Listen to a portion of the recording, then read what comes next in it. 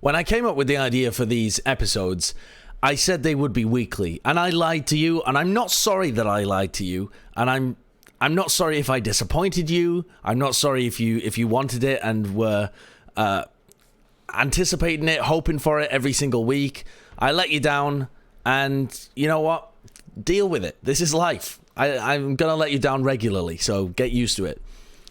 In other news, let's start with the 6th subscriber video, which apparently now are coming monthly rather than weekly. I swear to you, I'll try and make things better. I'll do what I can. I'll change, I promise. All right, some guy asks, what is the strangest play in Overwatch League, Season 1 or Season 2, that just made no sense and didn't work? Why did that team run such a play?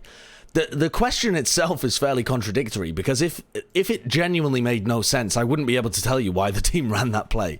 But I can maybe think of one good example recently that I really remember. A lot of the times last season, a lot of the bad teams run plays that I can't explain, but I think they do that just because they don't really know what they're doing either. One team that did run like a very specific strategy recently that didn't make any sense to me, and when I was talking to the other analysts, none of us could really make sense of why they ran it, was the Hangzhou Spark. And the Hangzhou Spark, when they played against the Vancouver Titans, ran a Hanamura defense that made no sense. They had a Pharah Mercy, they had a McCree, and they had a solo Orisa with no other off-tank, and some other weird, dumb shit. And basically, that would be a good composition to run against triple DPS or the long-range poke, like the Orisa, Pharah kind of stuff that you see regularly on Hanamura attack. But it's like the Spark didn't understand why teams run that. Like, teams generally run that if they want to poke things down from long range. You poke down the Orisa shield from long range with the Hanzo, with the Pharah, or if the other team's running Reinhardt Goats, you can just get around the Reinhardt shield and do a lot of damage that way. But the counter to the weird comp that Spark were running is just Goats. And Titans are sick at Goats. So it didn't make any sense when I was watching it. I think Monty had the call at the time, and he was casting, and he said, it's almost as if they specifically tailored a strat that forced the Vancouver Titans to play triple tank, triple support, which I think has got to be one of the dumbest things of all time. I've also never seen the Spark run that defense again, and I don't expect them to, because all the Titans did was play the point and then run over the Orisa once they got to the point. So I don't know what the hell they were trying to do in that match, and the Spark suffered for it, but there you go. There's this, honestly, the strangest play now, because I still don't understand even what the game plan was, again, if the other team went Goats.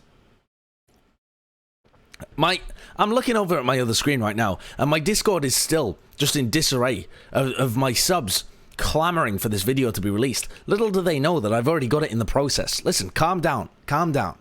If you're my subs and you're in Discord right now, calm down for the next video. Tygur Triple said, after your most recent outing, if you had to, could you explain how a game of baseball is played? I mean, this shows you how far in the past these questions were, because I went to my first live baseball game literally three weeks ago, I think. And, yeah, I could tell you how a game of baseball is played. I've been again as well. I'm a big baseball fan.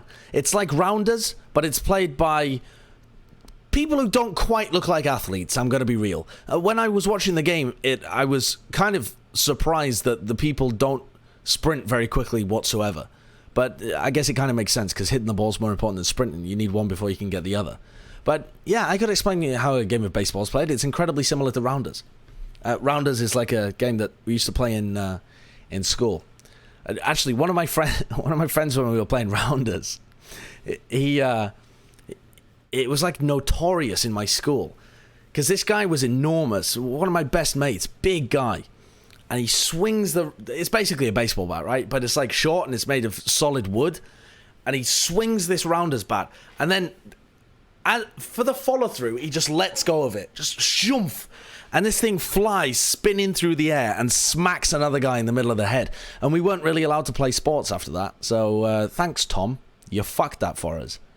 All right, MorphyAU says, A, create a super team picking one player from the bottom 10 teams. B, create a super team picking one player from the top 10 teams. One player from each team, and it must be a starting player. Okay, so I've got to create a super team from the bottom 10 teams. I'm not trying to create the worst possible team. I'm trying to create the best possible team from the bottom 10 teams. Now, I'm going to be real with you.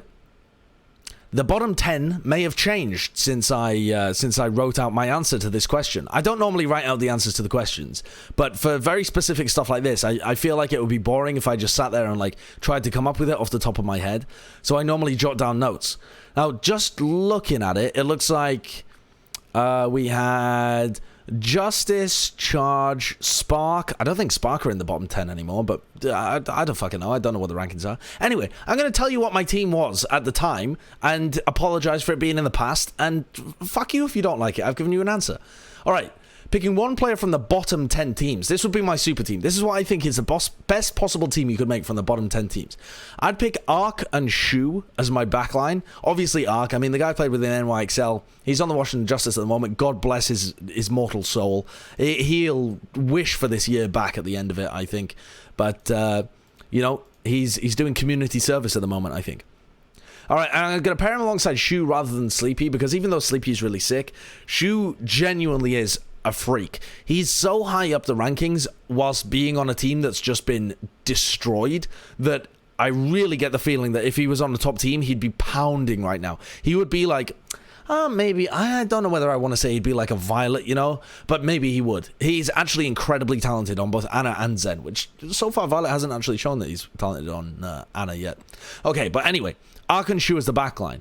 For the tank line, I think you got to go with Gushua and Space. Space, obvious pick. We always talk about it whenever the Valiant are shitting the bed, which is the entirety of 2019. We always talk about the fact that they're not that bad, and Space, he seems like a clear pick for the Team USA off tank. He's an incredibly talented player. He made All-Stars this year as well, because they had to send some motherfucker from the Valiant, and I mean, who you got to pick Space. Who is it? Him or Custer, I guess?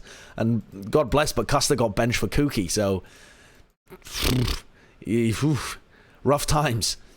So Gushua and Space, I think that, you know, if you ignore the language barrier, I think that could work fairly well. If they all had a babblefish deep in their ear holes, I think Gushua and Space could be okay. For the I'd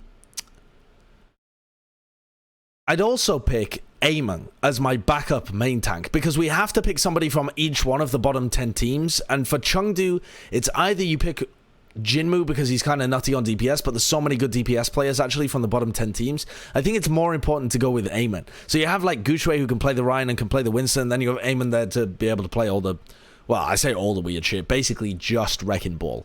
The guy's a nut on Wrecking Ball. So now I get to my DPS, and this is where we can kind of have fun, because Dante's just suffering on the Houston Outlaws. It really is the 7th layer of hell for Dante. And then you've got also, I mean, BQB is on the Florida Mayhem. That guy could actually be decent if he was on a better team. It's amazing that when I made this, Shanghai Dragons were in the bottom 10. Are they still in the bottom 10? They're 7 for 7. I don't know. I'm not here to give you the rankings. Ding is an absolute nut, though. If I had to pick the best player on the Shanghai Dragons, I'd pick Ding, and he definitely belongs in this super team of the bottom 10 teams. Ivy as well from the Toronto Defiant. I think he'd be fantastic. And Soon from the Paris Eternal. So I'd pick a kind of 4 DPS players to cover all the basics, because you got Dante is super flexible, can play a bunch of stuff. Pretty intelligent player as well. Soon, he's a stable veteran presence, plays a lot of the hit scan stuff. BQB's kind of weird. I mean, the guy's like Sombra and a couple of hit scan roles as well. Ding nutty on specific heroes, like his Sombra, his Pharah, his Hanzo is phenomenal, and Ivy's very much a projectile. So Dante is sooner there to cover the hit scan bases, I guess. Alright, so if I was going to create a super team picking one player from the top 10 teams, so the opposite, so now I have to pick a player from the other teams, but I'm only allowed to pick one player from each team, and it has to be a starting player. I'd go with a support, so I'm going to pick a double support line here, because there's so many fantastic support players in the top 10 teams, which I think honestly tells you like something about what roles are more important in the top 10 versus the bottom 10. Like, if you actually want a good team, you want great tanks and great supports. So for my support line, I'd go with Big Goose and Toby. So I think these the very, very solid main supports that I would want in that role. Big Goose is, I don't want to say criminally underrated or anything, but when people talk about the best Lucios in the league, they talk about Moth, they talk about, people tend to think about it by going like, okay, what are the best teams, who are the best players on them, and they kind of work down like that. But Big Goose has been a standout player on Lucio. The guy's been fantastic whenever he's had that hero available to him, and he was reasonably good when he was playing Mercy last season. He wasn't great, but he was okay, and he makes it work. And because Lucio's in the meta so much right now, I'm going to go with him. And Toby as well. Toby's fantastic. He's I'm so glad that he's been able to shine this season, because I was such a big fan of him. Check out my I was going to say check out my YouTube channel. If you're here, you are fucking watching on my YouTube. So there you go. Just click a button that says anything about Toby. I made a bunch of videos about him, including like a 40-minute one where I just talked about his achievements and playstyle in 2017. For flex support, with this kind of challenge, because you can only pick one player from each team, you kind of have to feel it out a little bit. Like, I didn't want to go for Jonak or Twilight because I want to save those picks for other people later on in the team. But I'm going to go with Violet and Aim God. I think Aim God is the best player on the Boston Uprising by quite a long shot. I think he's a very, very talented flex support player. He's the kind of guy where if he was on a better team, we'd be talking about him as easily one of the best in the league, I think. And Violet, we already are talking about him as one of the best in the league. His Zenyatta play is unbelievably good. He's melded into the San Francisco Shock so well. He had a bit of a hiccup when he first joined them, a little bit disjointed, but his Zenyatta is so fucking good. It's actually insane. So that, I think, would be an incredibly strong support line. And it's just a shame that maybe like Big Goose and Aim God had ended up on the bench. Maybe Tombi and Aim God, actually. I don't really know. All right, tank line. I think I'm going to go with maybe a slightly, is it slightly underrated? A slightly underrated pick on off-tank here. I'm not going to go for one of the hard hitters. I'm not going to go for your Fury, your Janu, your Choyobin, maybe Meko. I mean, some of you guys might have him up there as well. I'm not going to go for the heavy hitters. I'm actually going to go for Dako from the Atlanta Reign. If you've got to pick someone from the Atlanta Reign, and you do because they were in the top 10 whenever I was asked this question, I think the two standout players by a fucking country mile on the Atlanta Reign are Dako and Erster. They are so much better than the other players on that team, and they occasionally hard carry them. So having Dako in there frees me up for a lot of other picks, and I think Dako is an incredible player. He always is making something happen. He's incredibly proactive, and there's never a wasted movement, never any wasted energy when he plays Diva. Whenever he's using an ability, it's for a purpose, and I love watching him play because he's so good. On main tank, I'm going to go with a combination of the most stable main tank in the league and the most... What's the most, maybe the flashiest, actually. Maybe the flashiest main tank in the league. I'm going to go with Mano and OG. Mano is fantastic, super stable. He's had his hiccups, actually, when the team wasn't playing around him particularly well, but I don't think that was his fault. He's been able to impress last year, this year, on a range of different heroes. He's phenomenal. So I'm going to go with Mano. I think he's an easy pick for the best all-round main tank at the moment, or not even just at the moment, but if you're looking over the span of his entire career, he's just been phenomenal. And then I go with OG to back him up, somebody who's there to be able to add a little bit of punch whenever it's required. If you feel like he's having a good day, maybe you can bring him in on the Winston, on the Rhine, and just have some kind of standout performance from him. But he does struggle a little bit with inconsistency. It sometimes looks like he has jitters on stage. Emotional guy, very passionate. Okay, so then a DPS trio, actually. I've got a nutty DPS trio for you. My number one pick, if I was going to make an all-star team, or just a team in general, would be Prophet. The guy's fantastic. He can play anything, incredibly intelligent. He's just a boss. Pair that up alongside Haxal and Carpe. Tell me you could make a better team than that. You couldn't. Pogey asks, would you say Chengdu has become one of your favorite teams now? It seemed like at first before the Titans game, you viewed them as somewhat of a rubbish team that was slightly better than the likes of Florida and Justice. But would you say they've won your heart? Or is it just mostly Aim and Chad memes? I mean, it is also Aim and Chad memes. I mean, I love those. But Chengdu's a weird team. And obviously everyone knows that. They play different compositions to everybody else, but they're also limited in terms of their hero pool. Eamon has never played Winston in his professional career. I mean, in Chinese contenders, I think he played about 5 minutes of it total, which is ridiculous for a main tank player. That's unheard of. I don't know any other main tank player that specializes in playing not Winston. That's wild. He would never have got away with that last year. But okay, now Wrecking Ball's in the game, so you can kind of get away with that a lot of the time where you would have been running Winston. Do I view Chengdu as one of my favorite teams? No. I'm not on the same bandwagon as like Hex and Bren, where they love watching Chengdu play. Their compositions are actually super scrappy, and I don't even really enjoy watching them that much. They're very much all over the place. It's difficult for the observers to be able to catch where they're going. It's hard to get a good grasp of how they're moving around the map and what the strategy is if they're playing a bunch of DPS, and it's very much like disruption and trying to make it very chaotic. It's hard to piece together any coherent storyline of what they're trying to do, but I definitely think that they've improved in my head. Like coming out from the Titans game and giving them a very close match, even when they switched over to Goats as well, and then also being able to, like, for example, they were the only team that managed to beat the London Spitfire in the regular season in Stage 2, so they have crazy upset potential, but they are definitely being figured out. They have lost to a lot of teams towards the middle or bottom of the table this stage, because teams have recognized what Chengdu play and have had enough practice against it now to figure out a game plan of how to crack it, essentially. Especially with Winston and Sombra coming back more into the meta in Stage 2, people have been really pushing this Zarya-less Sombra Goats, I guess you could say, but it doesn't really function like Goats. I think it's kind of disingenuous to call it a Goats comp. It's Winston, it's D.Va, it's a Sombra. The Winston and the Sombra dive together, or they get the hacks on the Wrecking Ball, and you take it down like that. And you've got the Brig there for the triple support backline. So I think they are a fairly middling team with a lot of upset potential, which can make them entertaining to watch, but I wouldn't say they're one of my favorites. And I would say that in a lot of people's heads, they probably think they're better than they are right now. MorphyAU says, Goats has been nerfed, but Ashe still has very limited playtime. Do you think she needs a buff or a rework? She's only been played by London on Blizzard World versus Philly so far in Stage 1. We've seen more niche DPS heroes being played like Reaper, Sim, Torb, Doomfist, Bastion, Mei, etc. Ashe is a weird hero. She kind of fits in.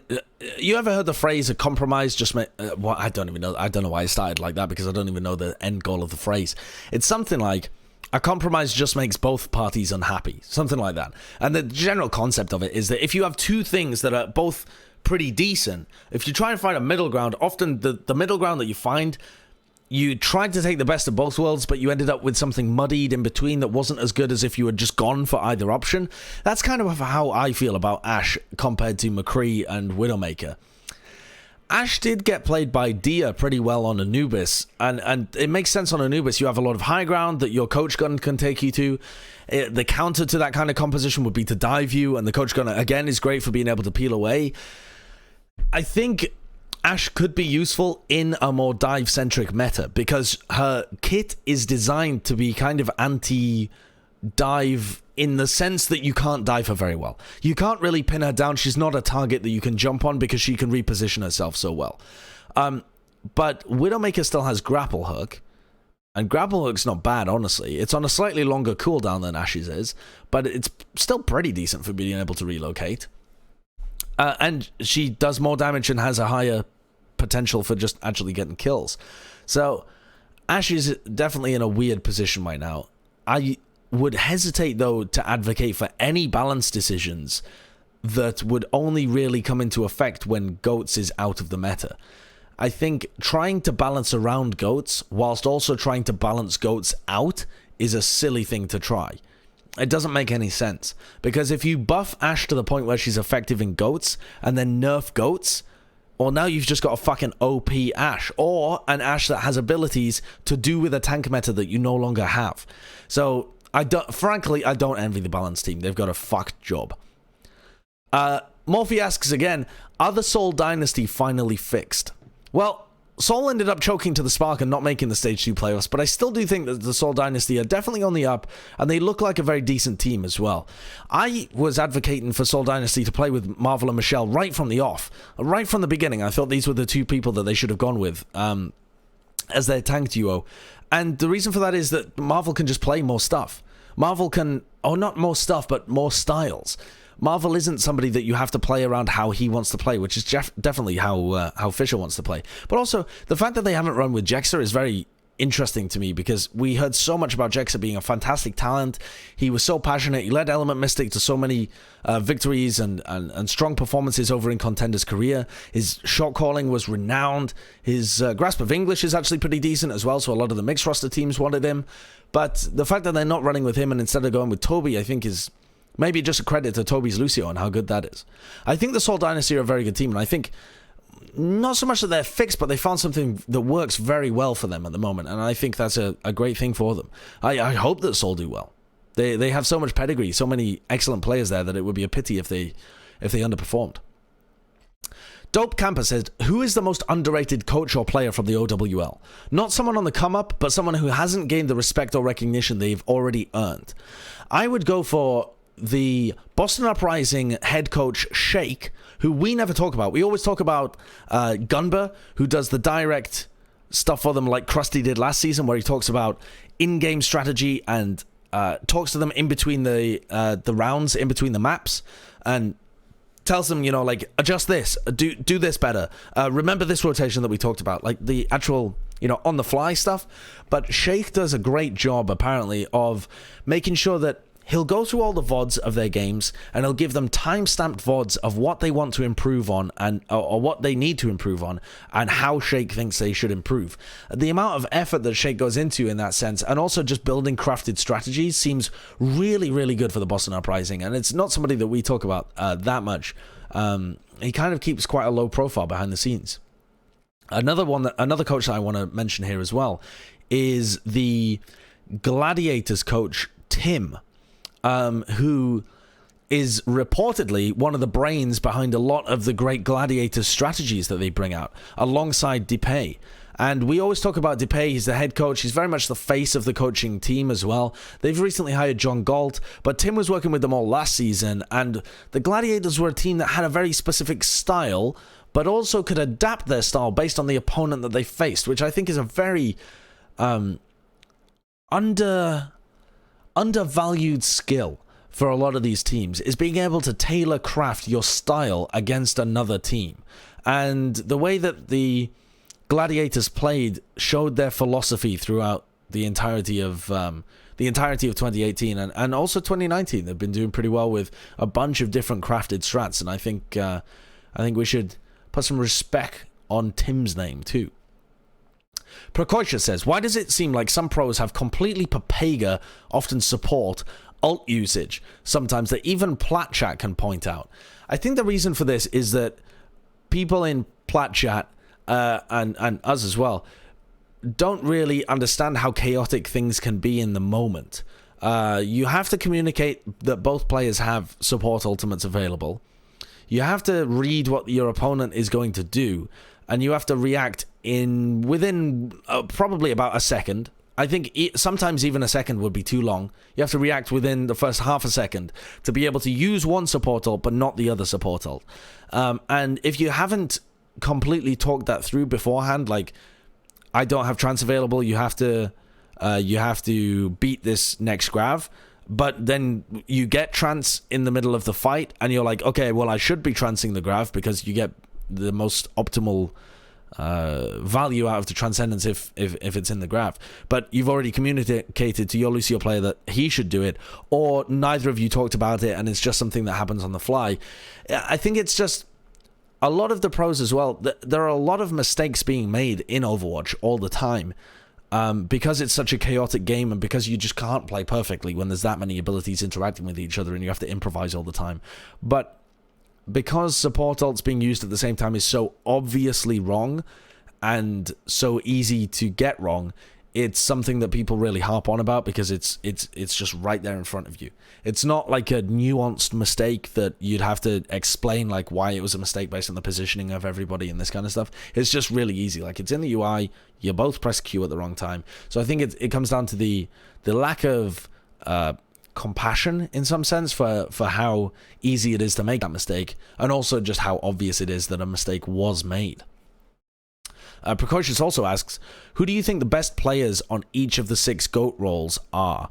So I actually had an article, I was doing an interview with a guy from the Washington Post called Noah, who asked me the same question. If you were going to make a dream team with the best players on each of the 6 GOAT roles, who would you pick? I would pick Super as my main tank. I know that I say that Mano is the best all-round main tank, but I think within the GOAT's meta, the fact that you play Reinhardt so often, and the fact that Super has just a great read on the game as well, and a great understanding of how the entirety of the meta plays out, Super's phenomenal on the Reinhardt, and he's really good on Winston as well. I wouldn't say he's the best Winston out of the top main tanks. Probably the worst Winston out of him, Bumper, Mano, maybe even Oji, Gushui, Gesture. You throw those people in as well. Super isn't quite up to that level of those guys, but he's he's incredibly intelligent. Let me wet my whistle. He's incredibly intelligent and also just so phenomenally good on Rhine, and that's the hero that gets played the most, that I would go with him. I would definitely pick Sinatra. The guy is head and shoulders above everybody else on Zarya, in my opinion. He makes very few mistakes. He gets max value out of his damage. He is always focusing the right person. His bubbles are sick. He doesn't extend too far, but he always takes off angles that are super punishing for the enemy team. He's phenomenal. He's my pick for League MVP at the moment. He's such a good team player as well. A great leadership figure within the team. Fantastic. On Diva, I would probably go for Fury. He's very mechanically skilled. I think he's just a freak. He's almost prophetic or a mind reader in the terms of the way that he plays the game. He seems like he's got a read on everything, always in the right place at the right time, applying pressure, getting it, he's unreal. He's unreal. Most mechanically skilled Diva we have in the league, I think. Then, for the backline, I'd definitely go for Haxal on Brig. I think there's an argument to be made that if you want to play a lot of Batiste, that you would put Rascal in that position, because Rascal's very good on Brig and also easily the best Batiste that we have in the world at the moment. But I would go for Haxal. I think Haxal's Brigitte is fantastic, gets a huge amount of value out of it, plays very aggressive, knows when he can go in, huge value out of his rallies, is able to make sure that his impact is felt. Yeah, great awareness as well. Then on the support roles, I'd go for Twilight and Moth, I think. Moth is probably the best Lucio that we have in the league so far. He's aggressive enough to be able to get value without getting picked off. He is always there to be able to peel as well as make plays. Also, great caller. Yeah, all-round great player. And then Twilight, I think, is the best flex support that we currently have. His Zen play is phenomenal. At the moment, statistics topping on a bunch of different stats. And his Ana is incredibly good as well. Dip also asked the exact same question as Precocious, so that one's for you as well, Dip. Precocious asks, what do you think is the optimal way to have your players flex or learn heroes in GOATs and have them transition to other comps? We often see Hitscan on Zarya, Projectile on Brig, and Divas learning and swapping to Sombra, though there are a lot of exceptions. Why not play 3 off-tanks and have one of them swap to DPS? Or have Hitscan or Sombra players learn Diva? It's very difficult to learn Diva. Diva is the kind of hero that you have to specialize in because the level of Diva has gone up so far and it's so different to every other hero that you can't just learn Diva that easily. It would take so much effort for people to be able to learn Diva. Like, even the guys that can play Diva or have played Diva in the past, like Ursta for the Atlanta Reign, like Dante for the Houston Outlaws, these guys, I mean, Dante used to main Diva, and Ursta plays it to a pretty decent level, but even those teams don't really do that because it doesn't add any value to it. Sombra is much easier. You are pretty overpowered. You can get out of any situation using your Translocator. You can be permanently invisible, and you are going for hacks whilst teams are distracted or trying to farm your EMP, and that's essentially what you're doing. It's basically all in the brain. You don't really have to have much mechanical skill. You just have to know what you need to be doing at all times, so it's easier to learn by far than Diva is. It's less improvisation, more set strats, so yeah. It makes way more sense for your Diva players to learn Sombra, or even for your DPS to do so. The reason that we see so many DPS players playing Zarya rather than off-tanks is that off-tanks have not had to play Zarya since 2016, genuinely. all of the good off tanks at the moment are fairly shit at Zarya. Honestly, even the ones that you know as being great Zaryas, like Spree, like Geggery, people still bring up. Like, who else? I don't even know. But these players are nowhere near the level of the DPS players on Zarya, because it doesn't really matter that you played Zarya 2 years ago or 3 years ago. It matters that the Zaryas at the moment have insanely good tracking, because a lot of the tracking and aiming is similar to the kind of stuff that they practice all the time on DPS. Like Sinatra, for example, has just unreal tracking aim. And it helps him when he plays DPS. It helps him when he plays the Zarya as well. And they had to learn stuff like bubble timings and this kind of stuff. But because they've spent so much time doing it, they're now a lot better than the off-tanks would be. And also because it prevents you being flexible. But really, it just comes down to what have people practiced. And if you are going to make people play Zarya, Zarya is really a DPS in the GOATS comp. You're just trying to pump out as much damage as possible. So it makes sense to hand it over to the people who've been practicing that kind of style of Overwatch, rather than the off-tanks who've basically just been trying to play Diva. Precocious says, what would you divide the skill areas of Overwatch into? Mechanics, positioning, game sense, or aim, game knowledge? I think it's very difficult to try and divide skill areas in that sense in Overwatch. But I would say that the majority of Overwatch is about your decision making. It doesn't matter so much if you are mechanically gifted.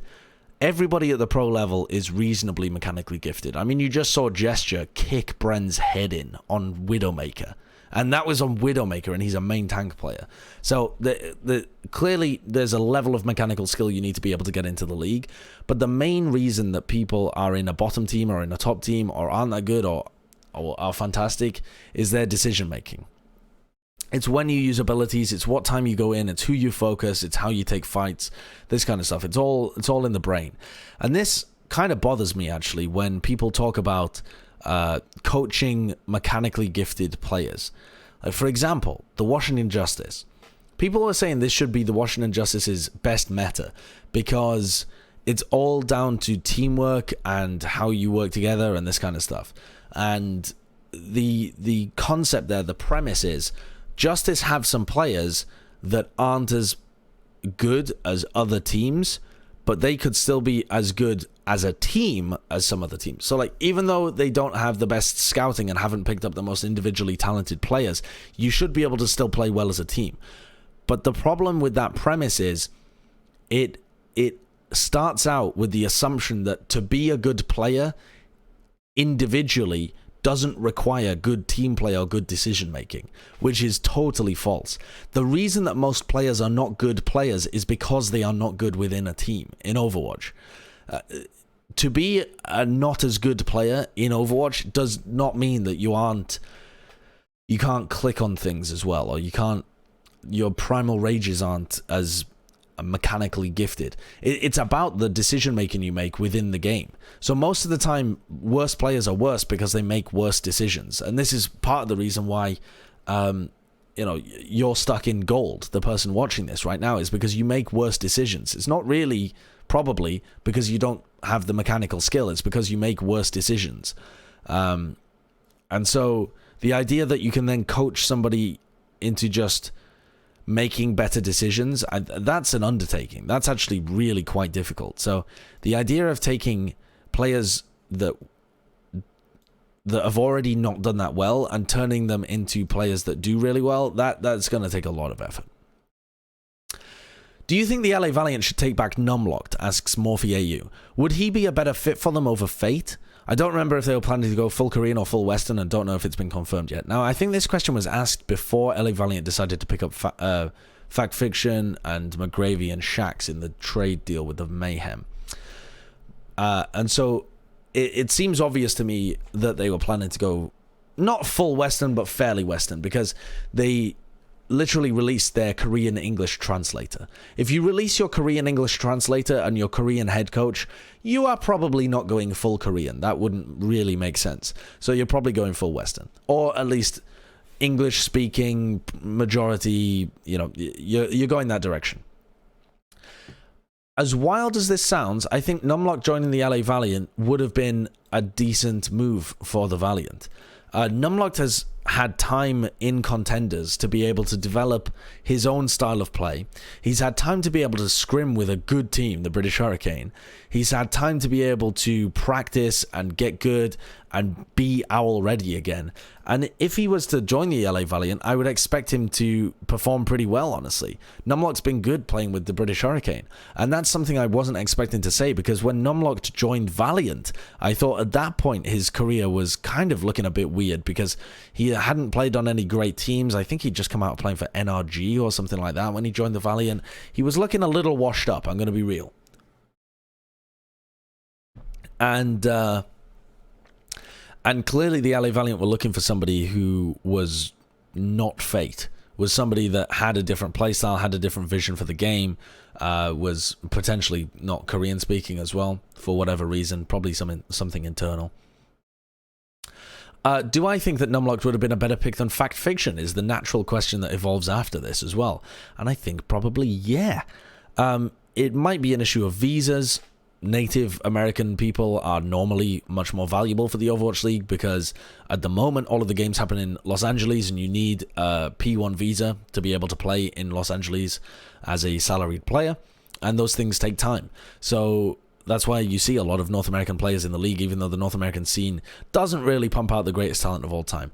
Now, Fact Fiction's pretty decent. He's had a good run on Mayhem Academy. The team's been performing pretty well. Fact Fiction himself looks improved. I thought that he was looking fairly poor when he was playing in contenders for a couple of seasons before, but I was really high on the guy when he was playing in 2016. Now, having said that, that was fucking 2016. That was 3 years ago. Well, not quite 3 years ago. It was like 2.5 years ago when he was performing really well. But he's still got a long way to go to prove himself, I think.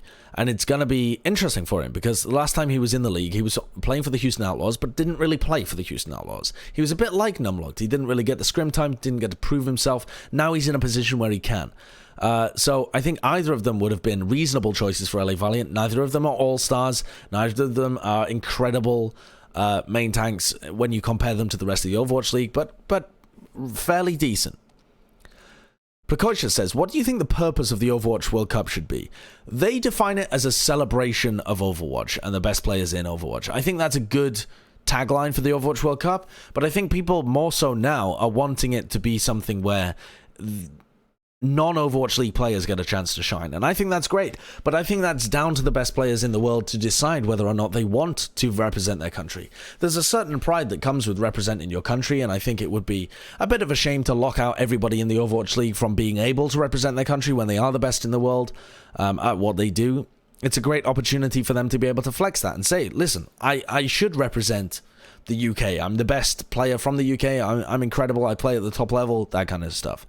At the same time, we're seeing an increasing amount of people decide not to take part in the Overwatch World Cup in 2019 because they value the break. The schedule, especially in 2020, when people are traveling home and away games all the time, it's going to be fucking brutal. It's going to be really brutal. So I would expect more and more over the years for these top players who've had an opportunity to represent their nationality, their country, to take a dip out of it, take a break, use the opportunity to allow other players from their scene to enjoy the spotlight and maybe get picked up by OWL teams and that kind of stuff. So I think the Overwatch World Cup will not require any kind of legislation to be in a position where it naturally advertises upcoming talent. I think that'll just be something that pops out of it organically. Pogey says, Overwatch World Cup is now cancelled because Blizzard thinks the results are too predictable. The event that will take place instead is South Korea versus the World Show Match, best of 7, where it's the best players and coach from South Korea versus the best players and coach outside of South Korea. Assuming no language barrier, you pick the best non-Korean lineup of 7 players plus non-Korean 1 coach to go against the best Korean lineup you can form of the same format. How many times out of 100 can the non-Korean superstar team win against the Korean superstar team? Let's think about it. So if we were approaching this very seriously and trying to make the absolute best team possible, and you've said assuming no language barrier, but I'm also going to take into account kind of team chemistry and stuff like that as well, because we've seen that the Korean superstar teams, the Korean World Cup teams, are still getting beaten by contenders level Korean teams. So team synergy does go a long, long way to kind of who wins in these kind of formats. So using the San Francisco Shock as a basis, I think I'd definitely pick Super and Sinatra as my representatives of this non-Korean all-star team.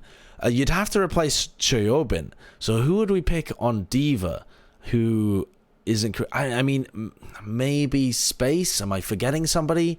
The problem with these kind of questions...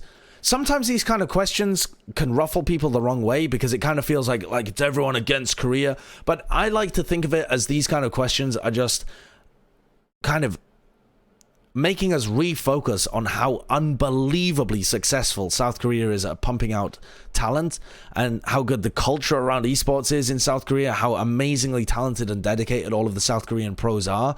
So whenever I hear these questions, just as a side tangent, it refocuses me on just how unbelievably skilled the Korean players are. Because now I'm trying to think of who the best diva is in the league that isn't Korean. This was one of the ones that I didn't prep for, but I'm just going to bring up all the players in the league quickly as well to try and think about who I would go with.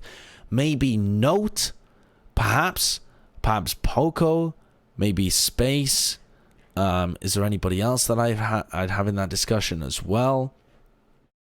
I think I'd probably go with Note. I think that would be a good pick. Note has been a great addition to the Dallas Fuel. He's played a bunch of different heroes as well, but I think mostly, would be trying to stick to the Diva.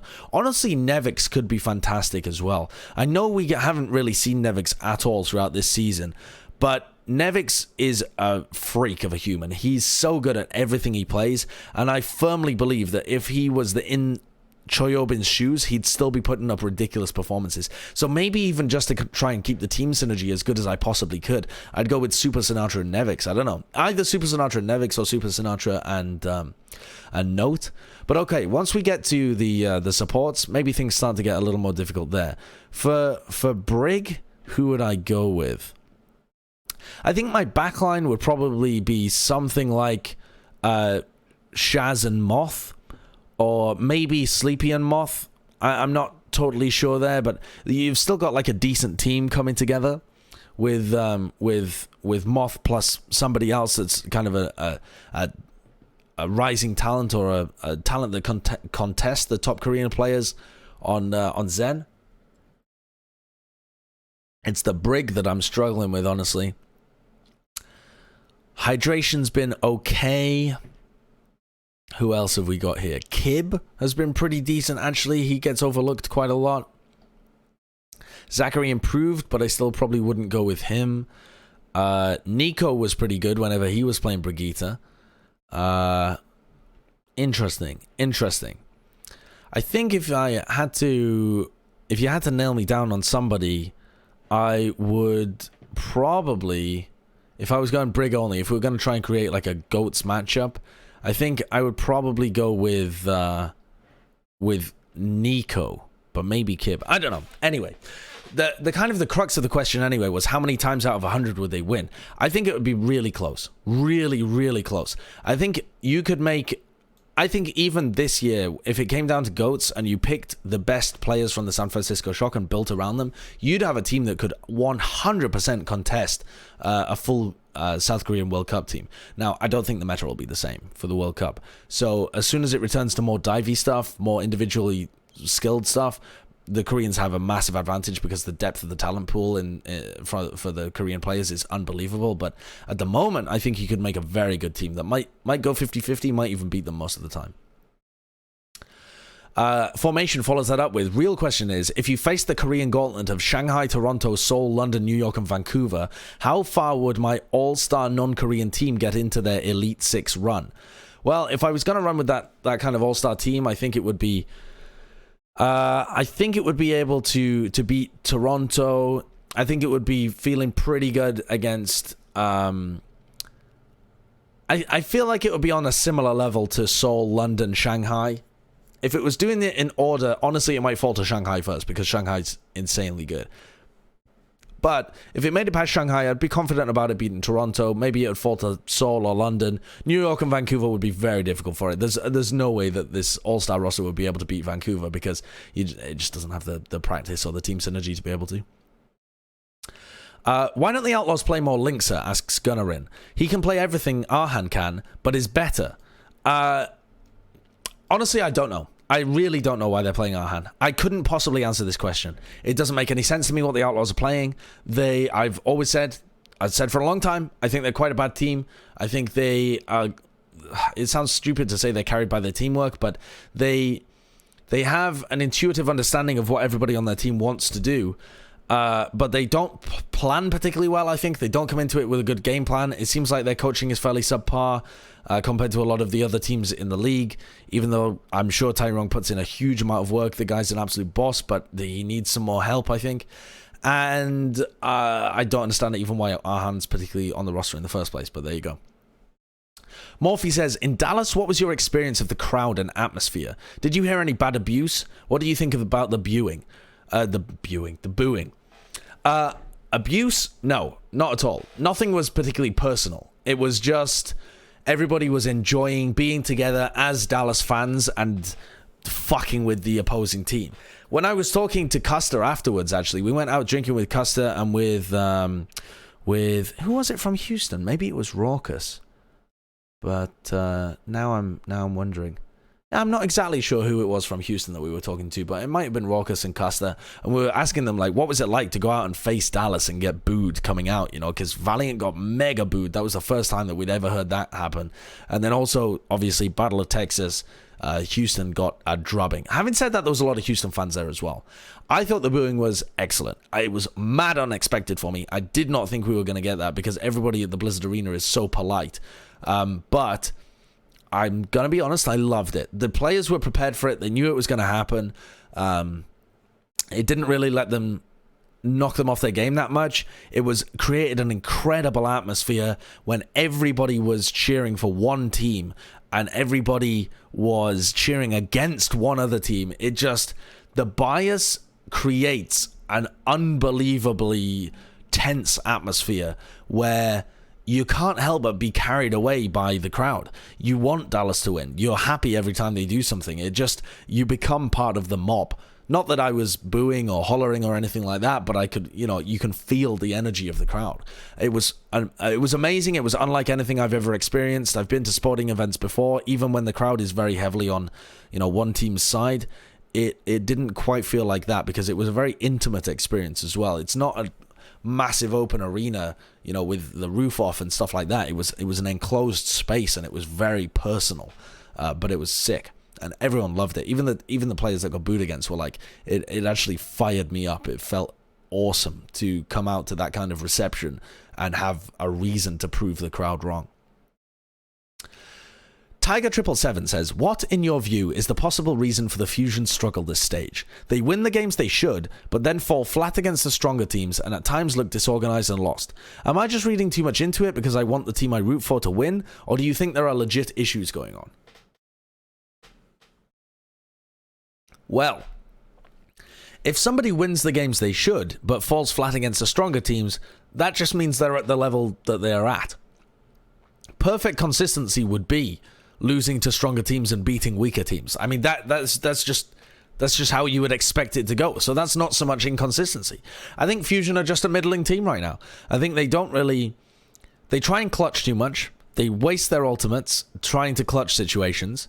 They overthink their plans going into games a little bit, I would say, rather than just relying on their scrim results to be able to carry them through, or like their scrim experience to be able to carry them through. And they don't have the ability to really clutch via individual mechanical skill because it's GOATs. And they always like to take aggressive fights. They don't like to ever disengage. They just like to fucking run into the other team. I don't really know that there's legitimate issues going on. I don't think it's the meta for them. I think they're still doing reasonably well, even, you know, despite the fact that they don't look that great on paper. But I just think they're a fairly middling team in this meta. Bushki says, are you excited to get picked last in the talent showdown draft? And do you think Bren will get picked first or second? I mean, this question was asked before the talent takedown happened because it happened yesterday. But my God, what an incredible experience. I actually got picked first last year. I know that'll blow some people away, but even though Reinforce was in the picking last year, Pavan picked me first because he's mental. I don't know why, but he picked me first, which I was amazed to hear, but I thought was the funniest shit in the world. Bren should have been first picked because he went out there and he pounded. He owned. He obliterated. And Bushki also says, which of the bottom 3 teams do you think needs the least changes to be a playoff level team? And what changes would you make? Well, the traffic light trio of Justice, Mayhem, and Outlaws, honestly, in their current state, I think Washington take the least changes to be a playoff level team, which is wild to me because I hate the Washington Justice play. They're so slow and indecisive and they don't do anything and they're potatoes. They are shit. But if I was going to make the Florida Mayhem into a decent team, I'd have to change quite a lot of players, I think. And because the Washington Justice have already upgraded their support line, I could see if they replaced their tank line, if they just made 2 changes and got a better main tank and a better off tank instead of Janice and Sam, and picked somebody that was decisive and could lead the team and they had a plan, I could definitely see that team going on to do good things. I think Addo and Corey, Corey isn't really a Zarya player. He's not enjoying this meta. He's not playing particularly well. But you get him on some decent picks, he's actually pretty talented. Addo as well. And they've got a good support line. All they need is some good tanks and some good coaching, and they could genuinely be a decent team. It's not their meta, but if it was, I could see them being a playoff level team. Are any of those bottom 3 teams going to turn their season around and become a playoff team? No, not on your fucking Nelly. But there you go. Such is life. That's they have no chance of being able to get into the bottom 12. And if you're a fan of the Traffic Light trio, I mean, God bless.